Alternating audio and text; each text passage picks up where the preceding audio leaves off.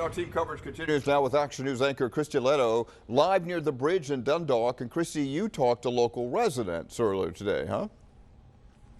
That's right, Rick, and I just want to give you an idea of where we are. We're on the east side of the Key Bridge. That's Dundalk, Baltimore County, and all day long, residents have been flocking to this vantage point to get a glimpse of what is left of the Key Bridge after a container ship hit the support column, sending cars into the Patapsco River. Now, for those at home who are not familiar with this area, the Patapsco River sits at the mouth of the Baltimore Harbor. And at points during the afternoon today, there have been deafening sounds of choppers overhead trying to give search and rescue teams a bird's eye view of what is happening in the water. As Annie mentioned, there are still 6 people who are unaccounted for. They were working on that bridge.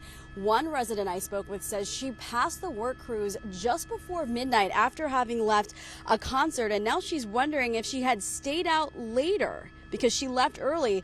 Maybe she could have been on that bridge, and she's also wondering now if she passed one of the workers who now remains missing. So they had a lane of the traffic shut down, and they were all out there just working. Like, there's people walking and working on the bridge. And then, like, it just freaked me out because, like, seriously, if I would have left the concert when I was supposed to, that would have put me on that bridge very close to when that would have fell. Still haven't found people, and then right out back, you just keep looking to see if anything's washing. You know, that's just what you do. You're trying to make sure everybody's okay, and you're hoping that they find everybody.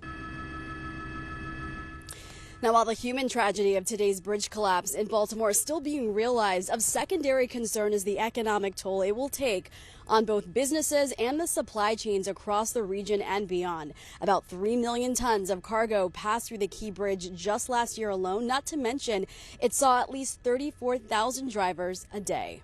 There's a lot of work that comes in and out. You know, truckers go up there and everything. The port, I feel bad for the guys that work down at the port. It's, you know, it's their livelihood.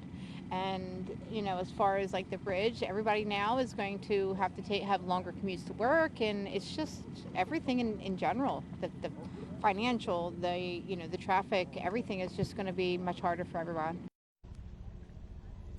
Now, the Key Bridge was one of 3 ways to get across the Baltimore Harbor. We've been talking about this all day. Now traffic is being diverted to 895 and to 95. And if you are in Philadelphia and you're trying to travel down to the district, that means that your commute or your travel just got a little bit more congested. But certainly the commuter, the economic, and most importantly, the human tragedy all being impacted down here in Baltimore. For now, I'll send it back to you guys in the studio. All right. Christy, thank you.